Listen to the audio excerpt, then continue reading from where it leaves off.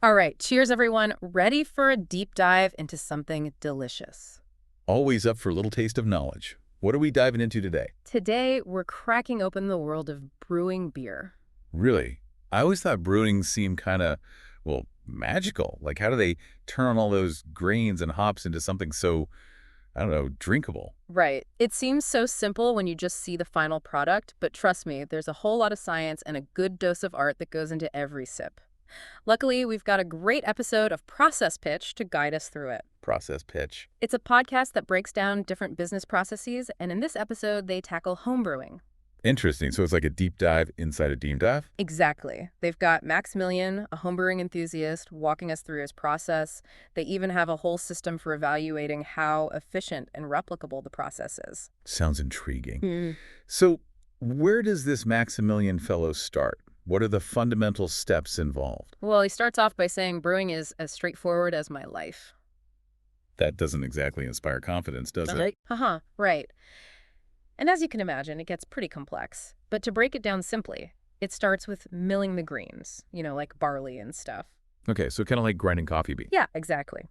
Then it's all about heating water to specific temperatures, not boiling, but different temperatures at different stages. And of course, adding the hops and other ingredients in stages too.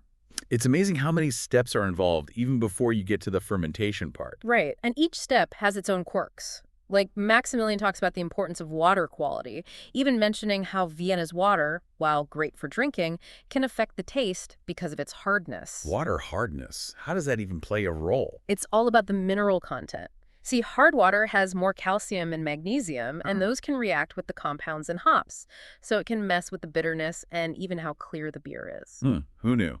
So what you're saying is location plays a part in brewing too. Absolutely.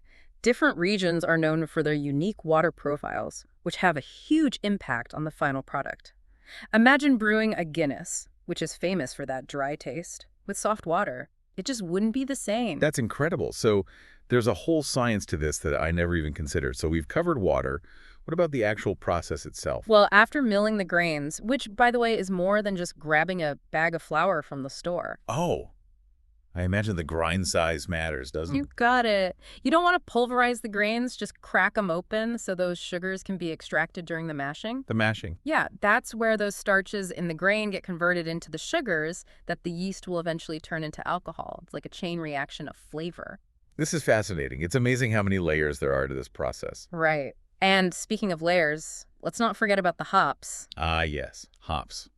I know they add bitterness, but there's also a whole world of aroma they bring to the table. Maximilian mentioned something about the hopping process being like steeping tea. Exactly. He was saying that the longer you boil those hops, the more bitter compounds are released. Think about steeping tea. The longer you steep it, the stronger it gets, right? Right. But I'm guessing it's more nuanced than just tossing them in boiling water, isn't it? You bet. There's dry hopping, where you add hops later in the process during fermentation to get more of the aroma without the bitterness. And then there's kettle hopping. Kettle hopping, what's that all about? Tell me more. Well, with kettle hopping, you add the hops at different times during the boil. Oh, I see. So each addition imparts different layers of flavor and aroma. You got it. It's all about timing and technique, like adding spices to a dish. This is incredible. I'm really starting to understand how much thought and precision goes into each and every step. It really is a delicate dance between science and art. It is a delicate dance, and we're just getting started. Remember how Maximilian said it gets pretty complex? Oh, I believe it. We've only scratched the surface so far. What else makes brewing so intricate? Well, it's not just the ingredients and techniques, but the equipment too. Maximilian actually talks about using a whirlpool during the brewing process. Right, he mentioned that. But it's more than just giving the beer a stir, right? Oh, yeah, way more. It's crucial for separating the solid particles, like the used grains and hops, from the liquid wort. Wort. That's the sugary liquid from the mashing. You got it. So as the wort spins in the whirlpool, all those heavier particles get pulled to the center.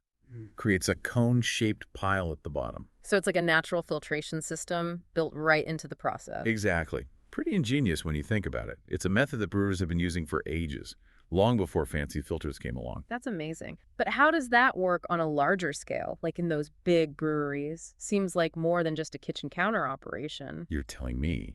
And that's something Process Pitch digs into. How do you automate something like a whirlpool in a large-scale brewery? Well, it turns out Maximilian actually helped automate part of the brewing process for a friend's brewery. Really? How'd they Eh, manage that? Get this, they used a Raspberry Pi, Wait, like the tiny computer. the one and only. Apparently, with the right programming and some clever engineering, it can control pumps and valves to create a consistent whirlpool. Imagine that, perfect whirlpools, batch after batch. That's wild. It's amazing to see how technology is changing the game, even in something as traditional as brewing. But does that take away from the artistry of it all? That's the big question, isn't it? It's something Maximilian acknowledges. Sure, automation brings precision and consistency, but you still need a skilled brewer to oversee the process, making those judgment calls and adapting to any curveballs. Think of it like an airplane.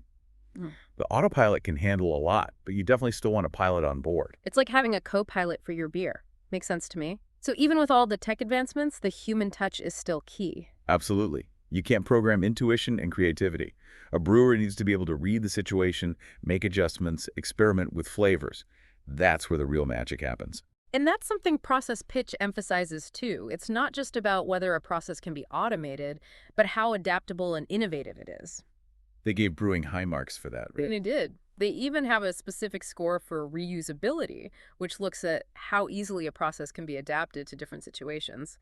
And brewing scored quite well there. Makes sense. It's like you can give someone a recipe, but a real chef understands the techniques, the why behind each step. That's how they create something new and exciting. Exactly. And speaking of adaptation, remember our chat about water hardness. That's a prime example of how brewers have to think on their feet.